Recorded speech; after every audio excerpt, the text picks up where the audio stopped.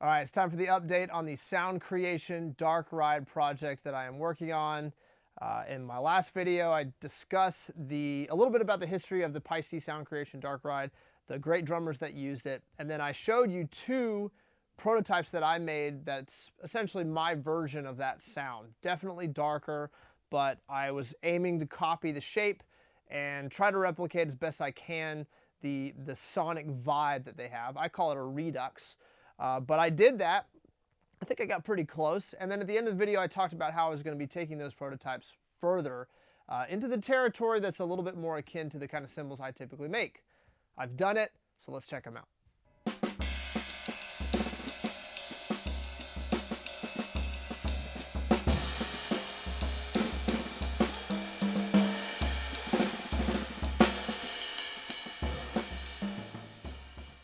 So with the two prototypes I landed with, one of them is sitting at 2,798 grams.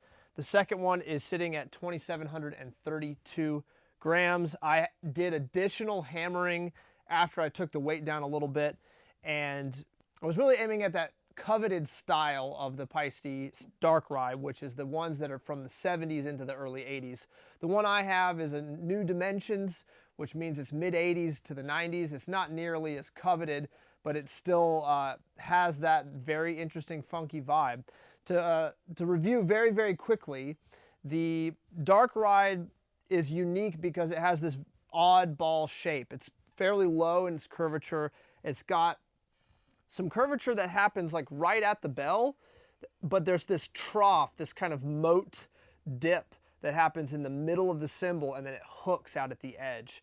And this would typically cause wild sounds to come from it if it was a lot thinner, and so it has a lot of mass to it. The originals are between 3,000 and 3,400 grams. So I was discussing in the last video how it's definitely a task to take this down into a thinner range because those tones are going to start to come out. And I definitely hear them, but the way that I've hammered it, I think I've kind of reined the beast in a little bit. I've contained it a little bit so that it's not too wild. So let's check out how they sound.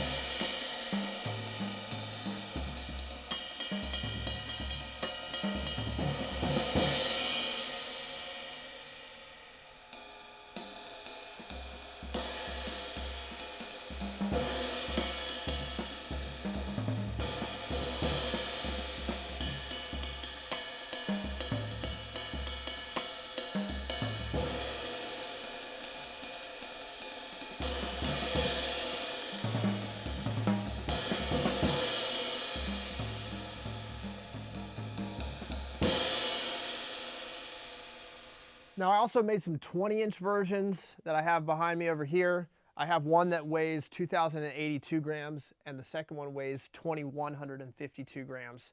Now the difference with this cymbal, I'll grab one to show you. I obviously don't have as much real estate with the 20s as I do with the 22s, so I'm really not trying super hard to get that trough really put into the metal in terms of the shape.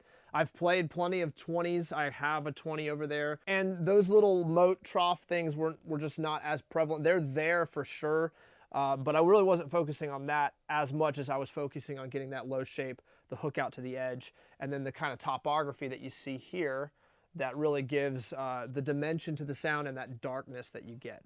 Now with the second one, the one that I left a little bit heavier, I think this one is maybe a bit more accurate to the dark ride sound. I left a tiny bit of crust on there, and I want to keep that too. And this one's shape is lower, so we're going to get a little bit more of that low fundamental, drier stick kind of sound with this heavier one. The other one's got a little bit more of this air to it, which a lot of the cymbals that I make, I really like having air in my sound. I think those things are easily dialed out via either your technique, how you play, what kind of stick you use, or if you're in a particular environment, you just want to slap a piece of tape on it to get a drier sound. You can easily do that with an airy cymbal, whereas if a cymbal's already too dry, there's no way to open a cymbal like that up. So let's check out how these things sound. You can let me know what your favorite is.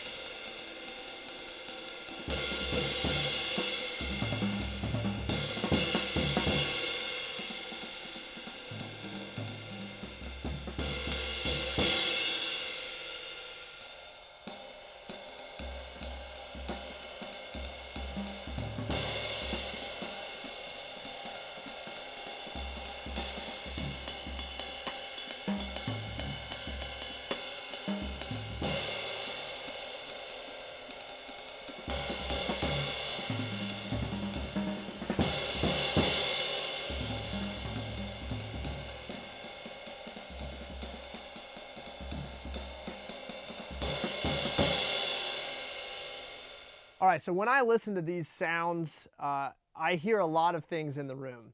Obviously, this stuff is translating through a mic. You're hearing it, colored in some way by the gear we have that's picking it up.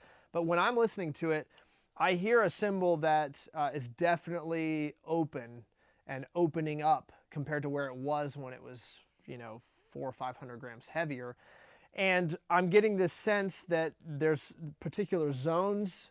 That there were zones in the older version, but they were kind of being masked or hidden by the mass that was there. There's so much mass there that stuff isn't really going to translate as much. Now that it's thinner, both of them, that stuff is activating more. So I get more of a zone here where it hooks, kind of out near the edge where it's nice and clear. I get up into that dipped, troughed area, and I start to hear more hums, and then I get up near the bell where it starts to rise again, and I get another zone, so to speak, that's a little bit clearer. Now, one of the things that I notice with this design, and where I probably need to go back to the drawing board, so to speak, and think through some ways to compensate for this, but I find that the darkness in this cymbal, and being able to kind of classify it as a sound creation dark ride-esque sound, that darkness is kind of, I'm losing it a little bit with the cymbal being thinner.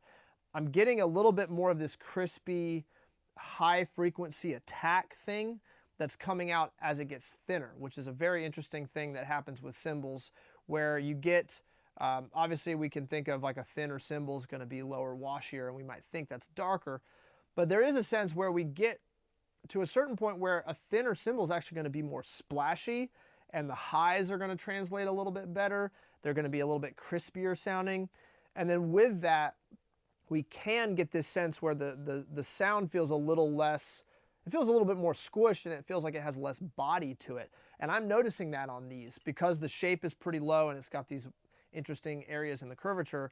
It's almost feeling like the thinner it's gotten, the thinner the sound is. Not that it sounds thinner, but like the overall body of the cymbal sound is getting like it's getting a little squished, and I'm noticing that there.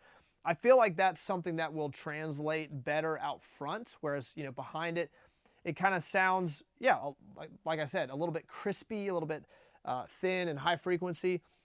That's something that I need to manage and kind of think through. Is there some other design elements that could go into a cymbal like this that would allow it to have a little bit more body and character to it? But I like it. I think I would use a sound like this on my gigs. I don't really love the dark ride sitting behind it. I don't like that sound typically. When I listen to Paul Motion, when I listen to Al Foster and Jack DeJohnette and the other great drummers that played it, when I hear it in context, I'm like, wow, that is a vibe, just not for me. So in these projects, I'm looking to make it my own while still capturing the essence of that sound and what it does, which in short, this kind of sound gives you this blatantly obvious glimpse into where the time is, because that stick definition is so bright, and it's in that kind of pingy zone, and then it tends to be pretty dry, so your time is just really way out on top.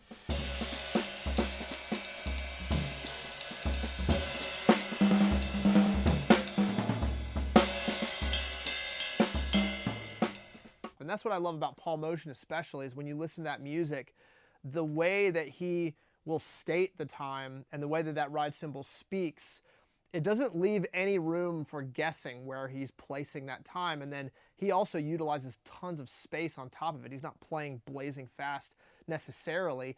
He's using space to allow the other instruments to come in and weave these melodies that create some really beautiful music. Get hip to Paul Motian if you aren't. I've been making these cymbals while listening to the music he made with Joe Lovano and Bill Frisell, as well as his trio stuff, as well as the stuff with Keith Jarrett that he did in the 70s and 80s. Man, he's a wonderful artist, and this sound speaks to me in a lot of ways because of his artistry, and like what he did on the drums is pretty amazing. But please let me know what you think of this sound in the comments below. Do you love it? Do you hate it? Drop a comment, like the video, and subscribe and hit the bell if you want notifications. Until next time, I'm Timothy Roberts. Thanks for watching.